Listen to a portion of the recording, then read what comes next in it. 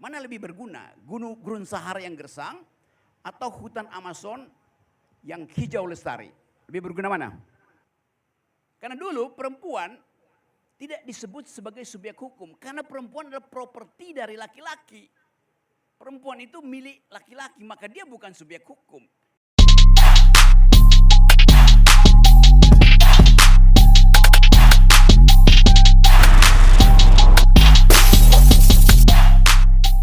Tentunya ini juga merupakan salah satu sesi yang ditunggu-tunggu, ya kan, dari sosok narasumber kita yang berikutnya.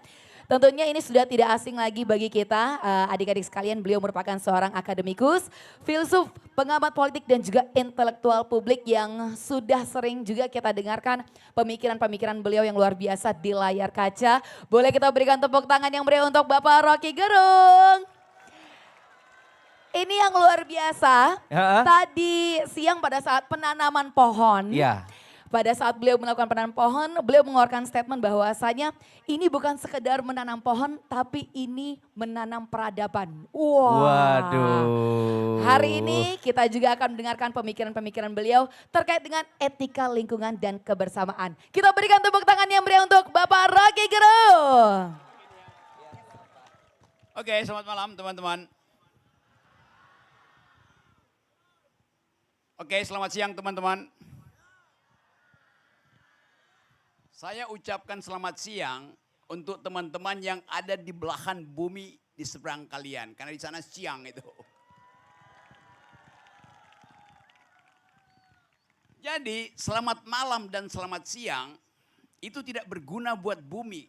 Karena bagi bumi siang dan malam itu aturan yang dibuat sendiri oleh manusia. Bumi nggak peduli siang atau malam. Apakah hari ini, jam ini siang atau malam? Hah?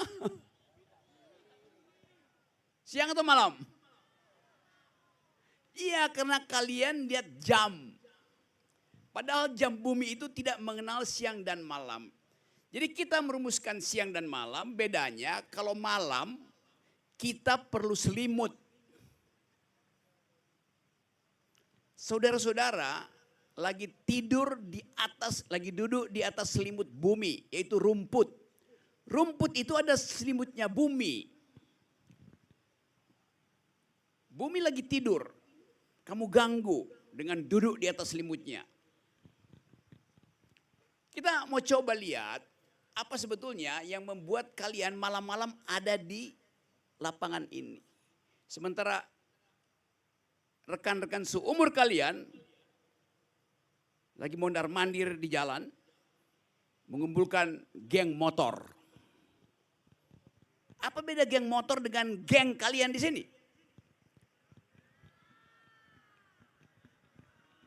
Apa?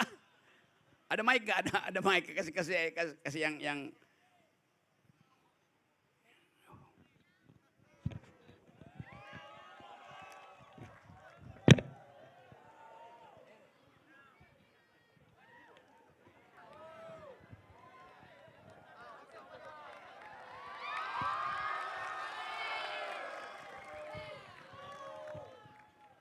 apa beda antara komunitas di lapangan ini dengan komunitas geng motor?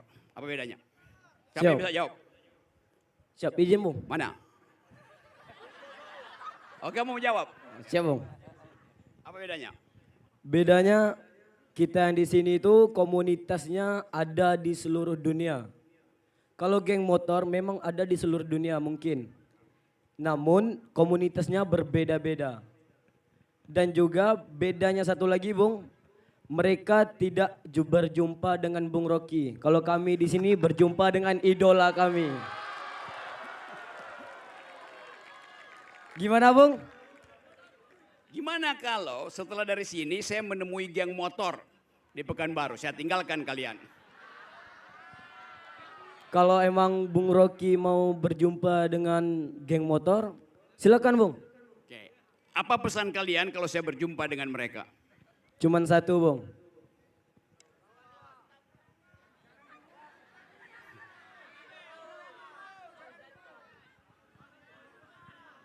Cuman satu Bung, Ya.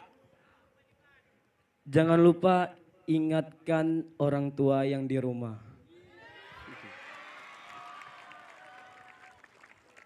Orang tuanya justru ingatkan, jangan keluar jalan. Namun pas mereka pergi sekolah pun harus melewati jalan Bung. Kalau kamu ke sekolah lewat apa? Siap, saya lewat jalan Bung. Ya sama aja kan. Ya, Ya, siapa yang lain yang bisa? oke. Perempuan, apa bedanya geng kalian dengan geng motor? Cek. Oke, di Oke. di sini saya mau bilang perbedaan antara kami dengan geng motor yang di luar. Geng kami jauh lebih berkualitas daripada geng motor yang berkeliaran di luar. Gitu. Karena geng motor cuman bisa bikin kerusakan. Yang pertama, polusi suara dari knalpot brongnya. Sedangkan kami yang berdiri di sini ingin mengembangkan suatu ekosistem yang ada di hutan. Oke. Jadi penilaiannya melestarikan jauh lebih baik daripada merusak lingkungan sekitar. Ya pastilah. Oke, cukup ya. Oke. Cukup, terima kasih. Oke. Kita berupaya untuk mencari istilah supaya kita tahu beda satu kelompok dengan kelompok yang lain. Dan perempuan ini dengan cerdas dia menemukan istilah itu polusi. Geng motor bisa ibadahnya lebih baik dari kalian. Karena jangan menjudge, jangan menilai sebelumnya. Tetapi yang tetap harus dinilai, geng motor itu bisa anak-anak baik dan pintar. Dia memproduksi polusi. Itu intinya tuh. Mereka juga bisa bilang ya kalian ada di sini padahal nggak pernah sholat.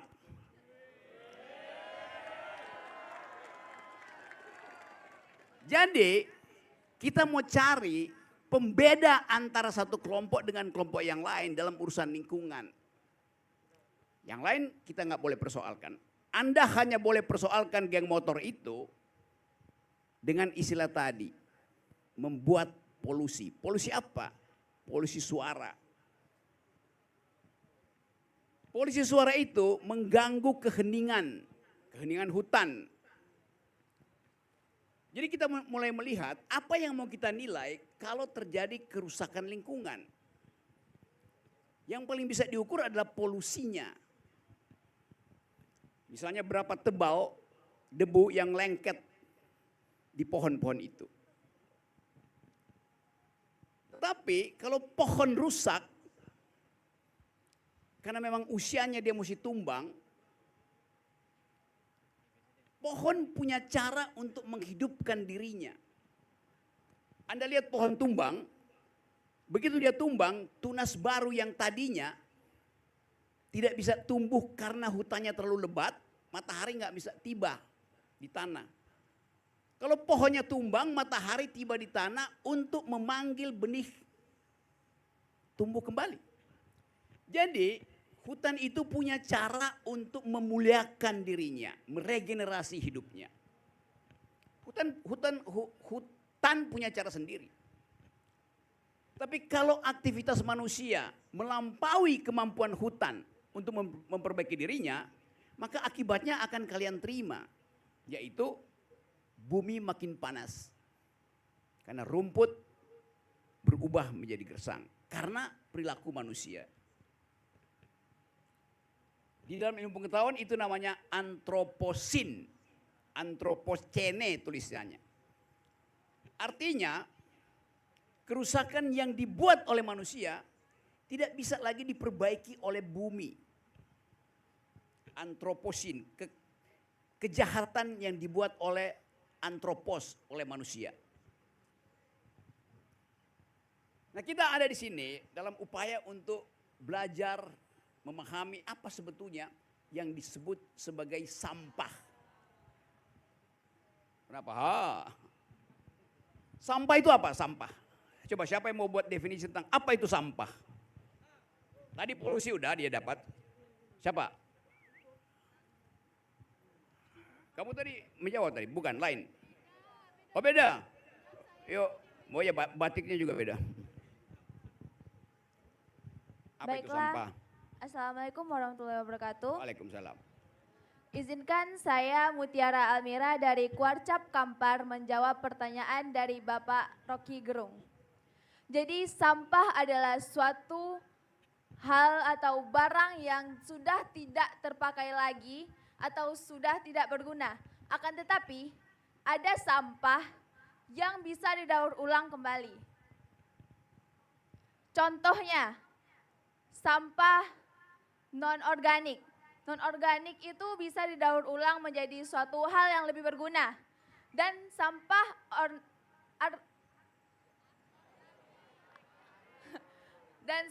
organik itu adalah sampah dari tumbuh-tumbuhan, yang sampah dari tumbuhan ataupun dari kotoran hewan yang bisa didaur ulang menjadi pupuk. Sekian dari saya, terima kasih.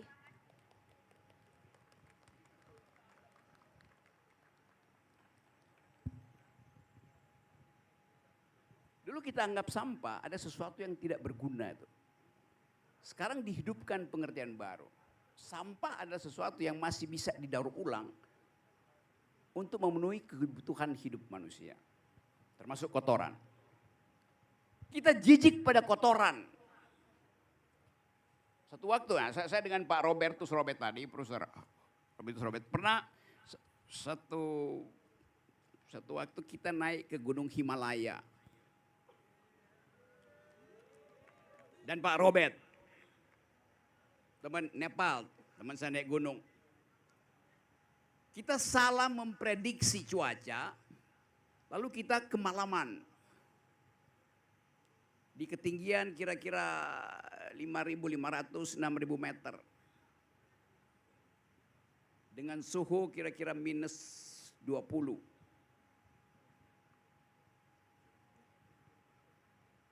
Kecepatan angin 60 km per jam. Butiran es itu kalau kena kulit kita itu kayak jarum. Tuk, tuk, tuk. Dalam keadaan salah orientasi, kita mesti cari cara untuk bertahan hidup.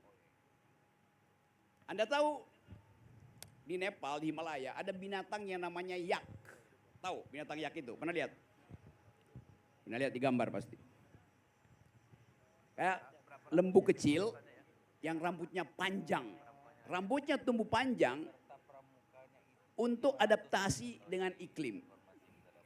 Jadi dengan sendirinya rambut itu adalah penghangat tubuh binatang yak itu.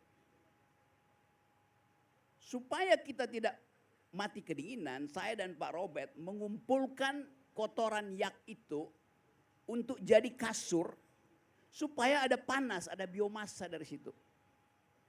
Jadi yang disebut kotoran menyelamatkan hidup.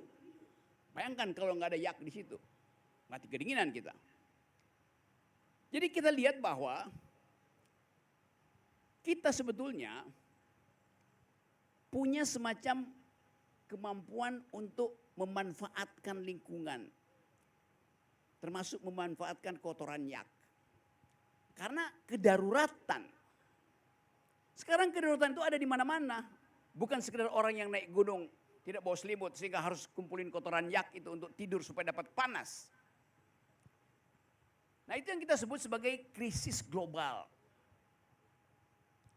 Saya katakan tadi, kalau terjadi krisis global yang disebabkan oleh kesalahan bumi sendiri, bumi bisa memperbaiki. Saya kasih contoh.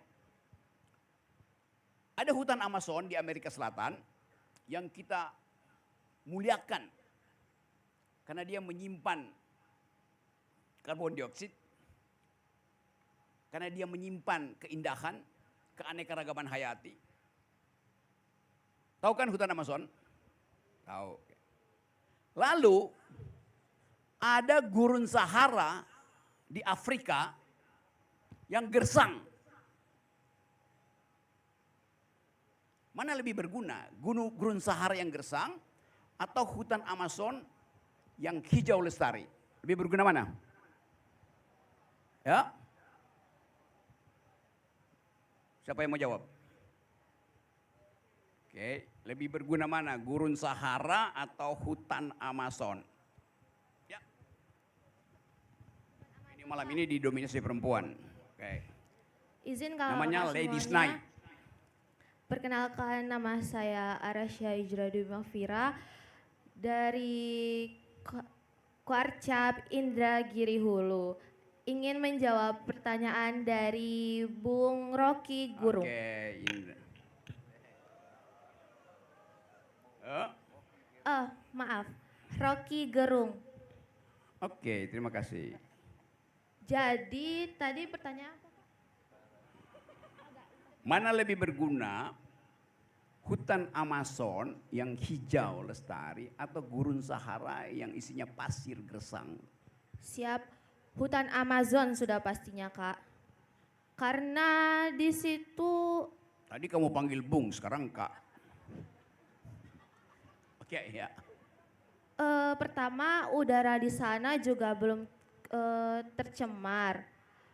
Hewan-hewan di sana, tumbuhan di sana juga tidak gersang dan tidak kekurusan ya. Sedangkan hutan yang gersang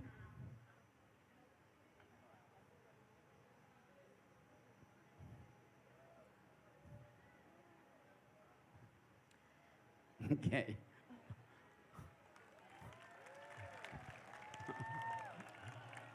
Ayo semangat jawab. boleh diulang Kak sekali lagi? Oke, siapa yang bisa terangkan? Oke, nanti kamu balik lagi ya. Oke.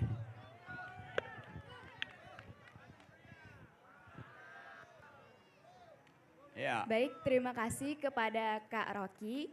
Di sini saya izin menjawab mana yang lebih. Saya perkenalkan, saya Azura Natasha Mecha dari Kuarcap Rokan Hulu. Oh sama rekan hulu ya. Oh tadi apa? Dia. Tadi Indragiri. Oh Indragiri Hulu. Oke. Jadi menurut saya yang lebih bermanfaat itu adalah hutan Amazon. Kenapa? Karena dapat kita lihat di gurun Sahara itu minim sekali orang yang tinggal di sana, makhluk hidup yang tinggal di sana. Jadi dapat kita simpulkan karena minim ekosistem ataupun orang-orang yang ada di sana, tidak ada yang bisa digunakan di gurun Sahara ataupun lebih sedikit yang kita gunakan di gurun Sahara daripada di hutan Amazon. Kalau di hutan Amazon itu banyak kehidupan seperti hewan-hewan yang langka, mereka bisa hidup tenang di sana. Ya tapi kalau ada orang di sungai Amazon dimakan oleh ikan buas piranha. Oke, yang lain ya. Ya. Pinjam mic. Sebelah sini ya, oke. Mic-nya mana mic? Halo Bung. Oke.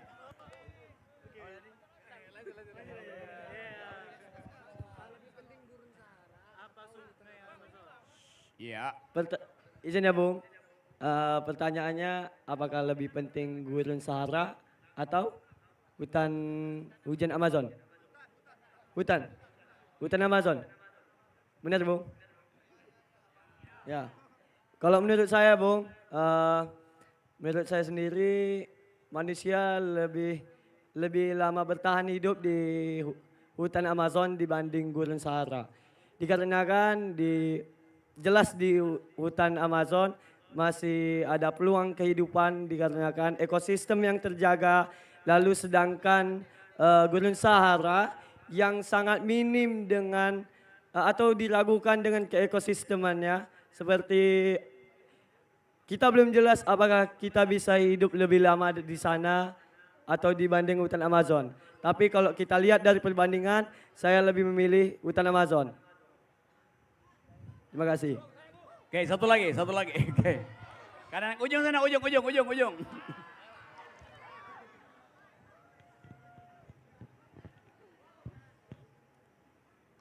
Baik Bung, Perkenalkan, nama saya Rifka Malina, berasal dari Kuarcap Kuansing.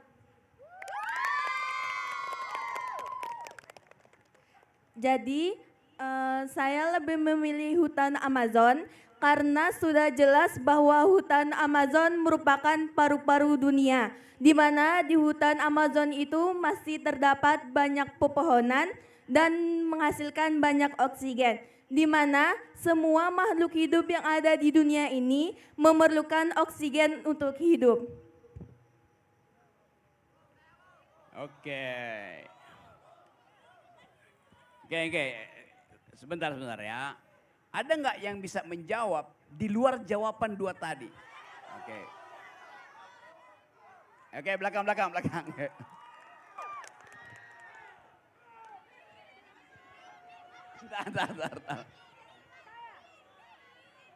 Ya. Saya, baik. Oke. Cek. Baik, terima kasih Bung atas kesempatannya. Ya. Perkenalkan, saya Fadila dari Kuarcap Pekanbaru. Ya, Pekanbaru. Jadi saya di sini akan menjawab apa yang lebih manfaat antara gurun Sahara dengan hutan Amazon. Tadi banyak rekan-rekan saya menjawab bahwasanya hutan Amazon itu lebih bermanfaat. Tapi itu tidak bisa teman-teman, karena kita nggak bisa ngejudge sesuatu hanya dari penampilannya. Dari segi lain, gurun Sahara itu bisa kita lihat bahwasanya di sana banyak sekali potensi. Salah satunya adalah potensi energi. Di gurun Sahara itu banyak sekali minyak teman-teman yang bisa dimanfaatkan. Namun hutan Amazon itu juga sangat bermanfaat karena hutan Amazon itu merupakan paru-parunya dunia. Karena juga hutan Amazon itu merupakan gunung terlebat nomor 1 di dunia. Oh iya, hutan. Sorry. Nah, jadi itu jawaban saya, Bung. Antara keduanya sama-sama bermanfaat apabila dimanfaatkan lebih baik dan dimanfaatkan sebaik mungkin oleh manusia. Tergantung perspektif, Bung. Karena kalau dilihat dari sisi buruknya, Amazon juga punya sisi buruk, teman-teman. Karena di Amazon banyak sekali reptil. Terus saya pernah baca juga kenapa dua negara nggak bisa disatukan padahal jaraknya dekat karena adanya hutan Amazon. Karena di sana terdapat tanah yang tanahnya itu tidak stabil dan di sana itu banyak sekali hewan buas. Begitu Bung, jawaban dari saya. Terima kasih. Oke. Kita balik pada prinsip tadi itu. Semuanya menjawab yang sana lebih berguna, yang ini tidak berguna, yang ini berguna, yang sana kurang berguna. Karena kata berguna itu Anda nilai berdasarkan kepentingan Anda. Berguna bagi siapa? Ya bagi manusia. Itu tadi yang diterangkan oleh Profesor Pak Robert tadi. Cara berpikir yang antropologis, antroposentris. Kita terbiasa menjadikan bumi itu sebagai objek. Objek untuk memenuhi kebutuhan kita. Ya Amazon berguna karena di situ ada oksigen itu. Sahara enggak berguna karena itu isinya pasir. Yang sana kemudian batu, enggak, di bawah Sahara itu ada mineral. Buat siapa mineral itu? Ya buat manusia. Buat siapa oksigen di Amazon? Buat manusia. Jadi kita masih manusia sentris. Menganggap bahwa bumi itu hanya bernilai kalau berguna buat manusia. Kita mau coba perlahan-lahan melarutkan egoisme kita untuk pergi pada pemahaman bahwa bumi punya jalan pikiran sendiri. Sekarang kalau kita baca perkembangan riset tentang bumi, hutan Amazon ada di bagian selatan benua Amerika, betul? Sejajar dengan hutan Amazon, ada gurun Sahara di Afrika. Sejajar itu. Di dalam riset, ditemukan bahwa hijaunya hutan Amazon disebabkan karena ada fosfat di gurun Sahara yang karena rotasi bumi dalam 40 jam panas gurun Sahara itu menguapkan fosfat oleh putaran bumi, dia tiba di hutan Amazon. Fosfat itu adalah bahan baku pupuk. Jadi kenapa hutan Amazon hijau? Karena dipupuk oleh gurun Sahara. Bumi menyelesaikan sendiri problemnya tuh.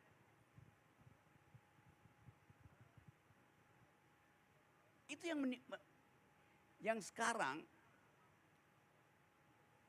menjelaskan kalau ada musim panas panjang pasti akan ada musim dingin setelah itu. Jadi bumi punya kemampuan untuk menyelesaikan problem dia sendiri itu.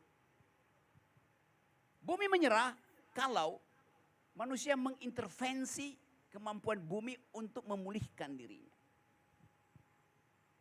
Bisa nangkap itu? Hijaunya Amazon disebabkan karena gersangnya gurun Sahara. Gersangnya gurun Sahara justru memproduksi fosfat.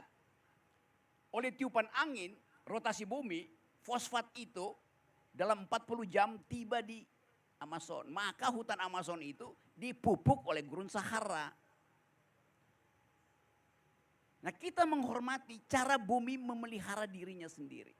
Yang tadi kita bicarakan itu, kita masih sangat ego pada manusia. Demi kepentingan manusia, demi kepentingan manusia. Dapat poin itu ya? Yes, nah itu yang saya maksud tuh. Kita mulai dengan konsep dasarnya. Kita aktivis lingkungan, buat apa? Supaya lingkungan tidak rusak.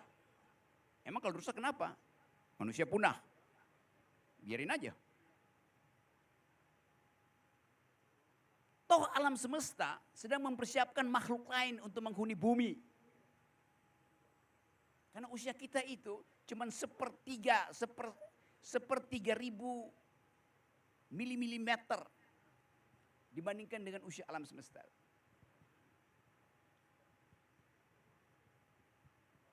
Jadi kita mau latih pikiran supaya betul-betul kita hargai cara bumi berpikir. Nah sekarang coba kita lihat asal usul dari gerakan lingkungan ini. Satu waktu gerakan lingkungan ini baru mulai heboh di bumi ini kira-kira ya tahun-tahun 60-an. Dimulai oleh mereka yang merasa bahwa ada yang nggak beres dengan iklim. Di tahun segitu kira-kira tahun 60-62 ada seorang perempuan dosen di kota Columbus. Columbus itu ibu kota Ohio. Jadi ada universitas namanya Ohio State University di Columbus. Dosen ini perempuan, profesor, dia bangun pagi di hari pertama musim semi. Hari pertama musim semi, dia ingin mendengarkan kicau burung pertama. Karena penanda musim semi adanya kicau burung. Tapi dia kaget bahwa dia keluar dari apartemennya, di taman dia tidak mendengar kicau burung. Maka dia mulai resah. Kenapa tidak ada Twitter, tidak ada tweeting? Tidak ada yang berkicau tuh. Bertahun-tahun dia mengajar, setiap hari pertama musim semi ada kicau burung. Karena kecurigaan akademisnya, dia ajak teman profesornya yang ahli kimia untuk mulai meriset apa yang terjadi, kenapa tidak ada kicau burung di kampus Ohio University itu. Mereka lakukan riset dan mereka temukan bahwa buah apel dan buah-buahan di sekitar kampus itu ada bekas gigitan burung. Tapi kenapa nggak ada burungnya tuh? Akhirnya ditemukan bahwa 300 meter dari kawasan itu ada bangkai-bangkai burung. Ajaib. Ada bangkai burung, ada gigitan burung di buah. Buah apel, buah pers. Dari riset itu diketahui bahwa buah-buah itu ketika awal musim semi disemprot pakai pestisida untuk menghasilkan buah yang tanpa ulat. Si penyemprot buah-buah itu tidak memberitahu pada burung bahwa buahnya sudah disemprot oleh pestisida yang adalah racun bagi burung. Hak burung untuk makan buah apel dihalangi oleh pestisida dengan akibat burungnya tewas. Padahal musim semi disebut musim semi kalau ada pesta burung di pohon-pohon. Peristiwa itu mengguncang dua dosen ini dosen beneran ya yang ada ijazahnya.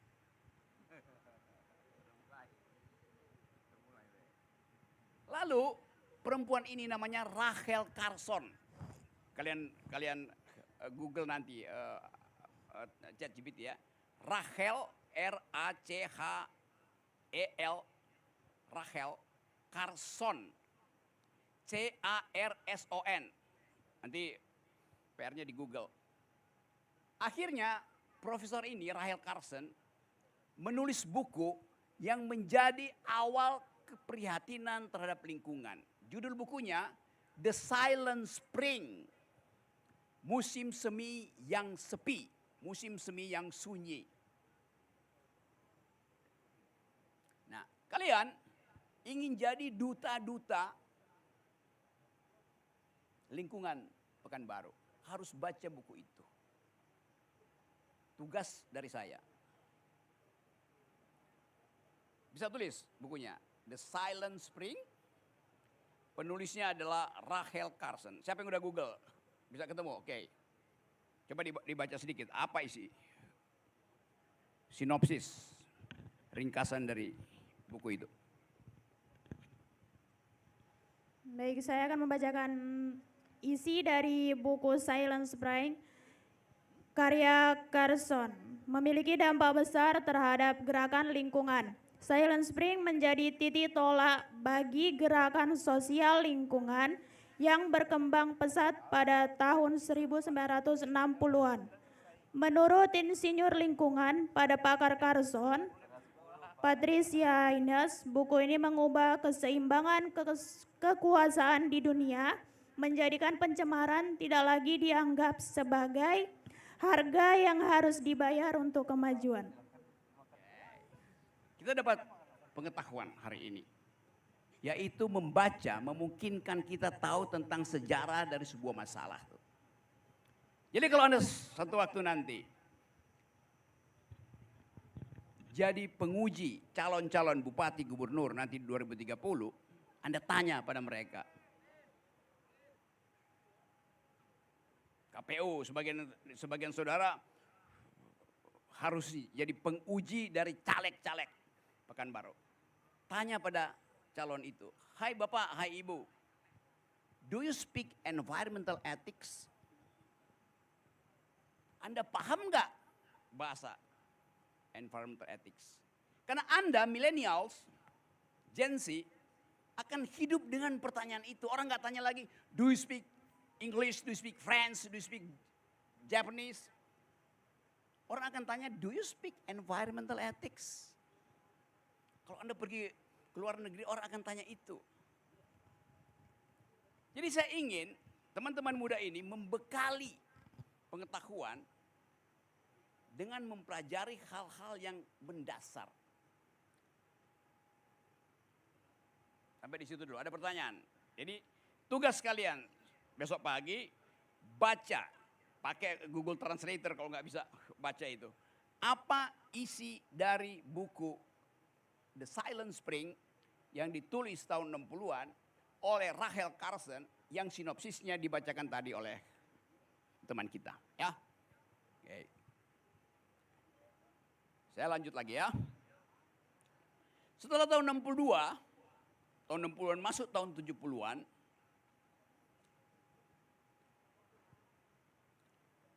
ilmu hukum lingkungan mulai menumbuhkan istilah subjek hukum yang non-human. Yang tadi diterangkan oleh Pak Robert. Subjek hukum biasanya adalah manusia. Dan dalam tradisi ilmu hukum, yang disebut subjek hukum itu manusia laki-laki, heteroseksual. Karena dulu perempuan tidak disebut sebagai subjek hukum. Karena perempuan adalah properti dari laki-laki. Perempuan itu milik laki-laki, maka dia bukan subjek hukum. Yang subjek adalah laki-laki itu. Berapa banyak yang belajar ilmu hukum di sini? Dari Fakultas Hukum, siapa aja? Cukup banyak. Oke. Jadi dari awal, kelaki-lakian itu diunggulkan. Karena dianggap hanya laki-laki yang mampu berpikir rasional, sementara perempuan itu berpikir emosional. Nah, orang yang berpikir emosional tidak mungkin dijadikan saksi misalnya. Karena nanti dia nggak bisa terangkan apa yang dia tahu, yang dia lihat. Dia pakai emosi itu. Dia tidak bisa, perempuan dianggap tidak bisa memberi testimoni.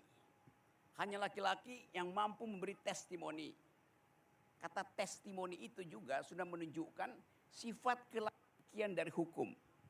Kata testimoni datang dari kata testis, artinya buah sakar. Karena cuma laki-laki yang punya buah sakar, maka cuma laki-laki yang boleh mendebat masuk dalam persidangan. Bahkan dalam ilmu hukum ada prinsip nullus testis, ulun testis. Unus testis, nullus testis. Satu saksi bukan saksi. Untuk menjadi saksi harus ada dua orang tuh.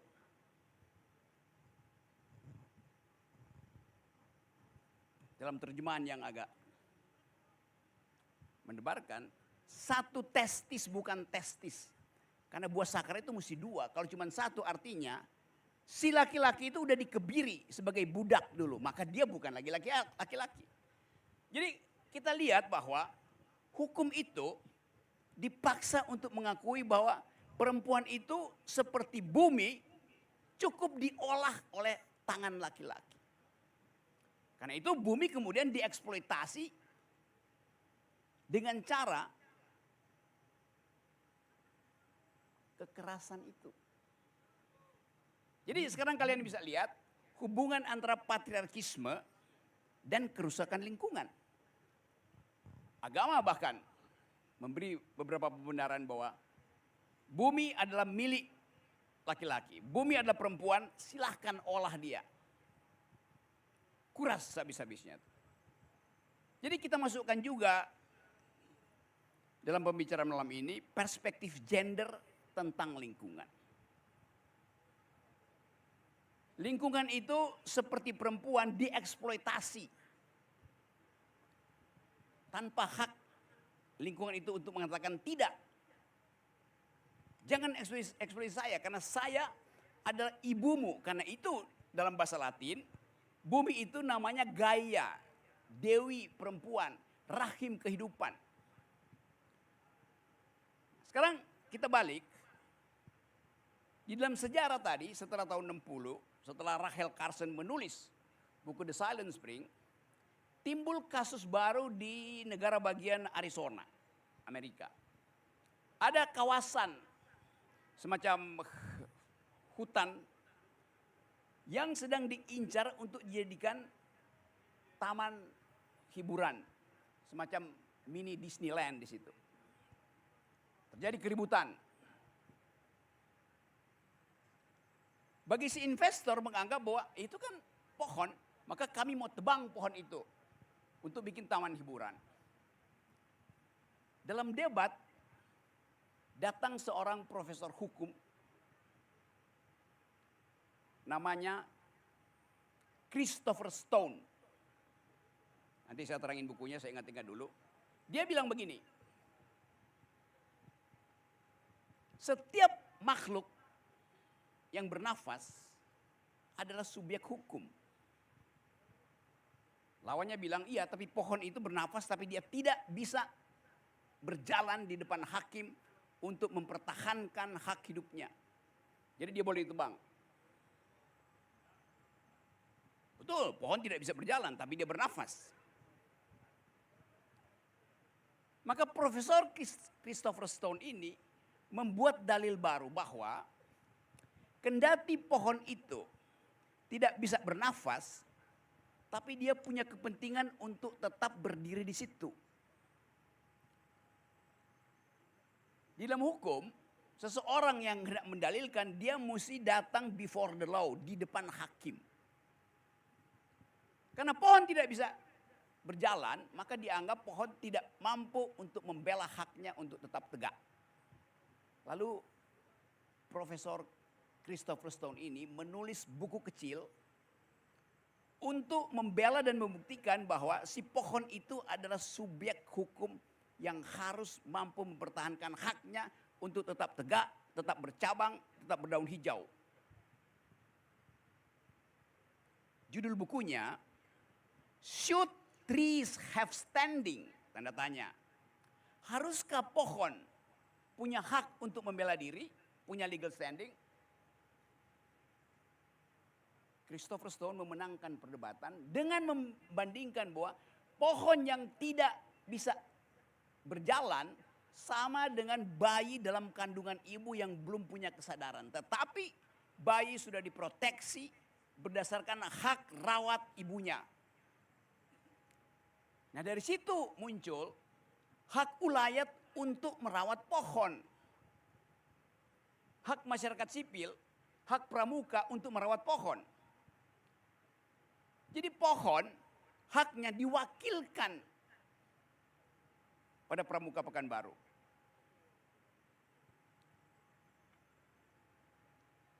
Jadi kita lihat bahwa pohon yang tadinya bukan subjek hukum, sekarang dia menjadi subjek hukum. Karena itu ada undang-undang perlindungan hutan. Nah evolusi ini yang juga harus kita pelajari supaya kita punya dalil untuk mengatakan bahwa hak sungai untuk tetap jernih, hak batu untuk tetap keras, hak rumput untuk tetap hijau, hak ulat untuk bersarang di pohon mangga. Jadi kita lihat bahwa dalam beberapa pertanyaan tadi, manusia itu akhirnya paham bahwa bukan cuma dia yang subjek hukum, tapi juga pohon, sungai. Walaupun muncul kontroversi. Suatu waktu di New Zealand, Selandia Baru, sekelompok pramuka di situ membuat dalil bahwa sungai itu adalah makhluk seperti manusia sempurna. Karena dia bergerak, mengalir. Karena itu mereka nuntut supaya sungai diperlakukan sama seperti manusia, yaitu tidak boleh dikotori, tidak boleh disakiti. Ada problem, bagaimana kalau sungai itu membuat kejahatan? Apa misalnya menenggelamkan orang? Bagaimana caranya menghukum si sungai? Sungai, kamu membunuh manusia dengan menenggelamkan. Absurd pertanyaan itu. Karena harus didalilkan terbalik. Bahwa manusia mampu untuk mengetahui sungai pasti mampu menenggelamkan dia. Karena itu dia jangan mendekati sungai itu. Jadi teman-teman lihat bagaimana ada pembalikan pikiran. Karena kecemasan terhadap rusaknya sungai itu. Nah sekarang kita hidup di dalam rentetan ketakutan, kecemasan. Karena makin lama yang kita sebut sebagai sampah tadi, yang biasanya kita buang karena kita tidak perlukan lagi. Lalu kita bilang sampah adalah apa yang kita keluarkan dari dapur ke tempat sampah. Sampah apa yang kita keluarkan dari rumah ke tempat sampah. Sekarang kita ubah. Sampah apa adalah apa yang kita bawa dari supermarket masuk ke rumah. Itu sampah. Jadi sampah kita beli di supermarket. Jadi anak-anak muda di Pekanbaru, saya ingin ada percakapan yang memungkinkan kita bongkar pengetahuan itu dengan akal pikiran kritis.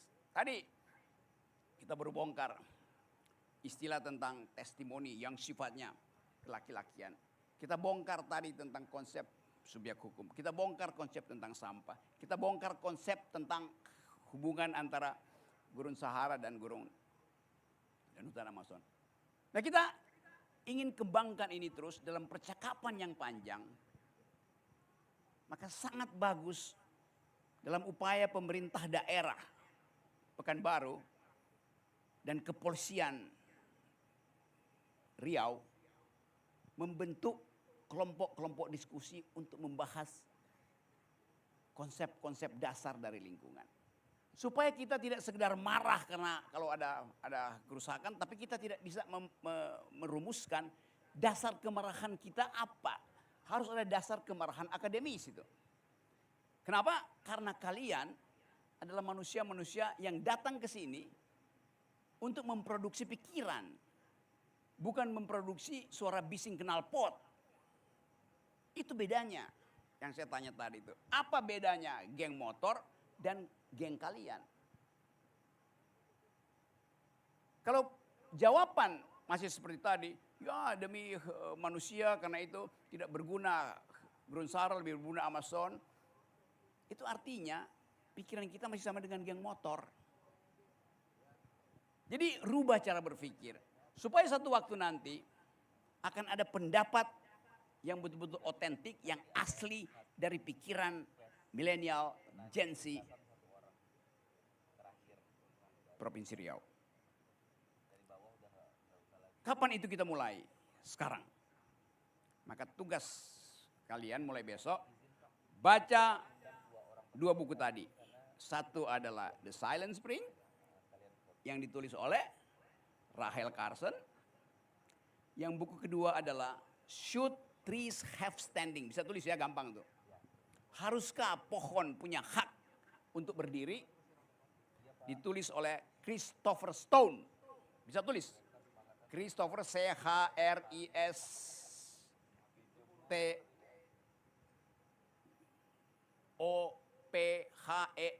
Christopher Stone.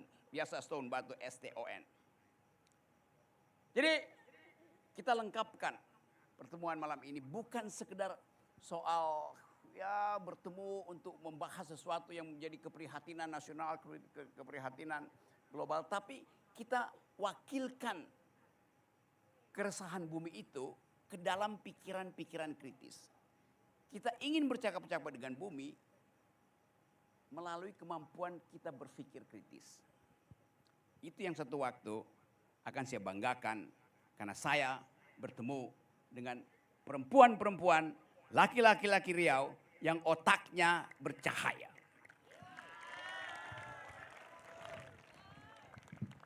Ibu moderator. Oke, baik, terima kasih banyak.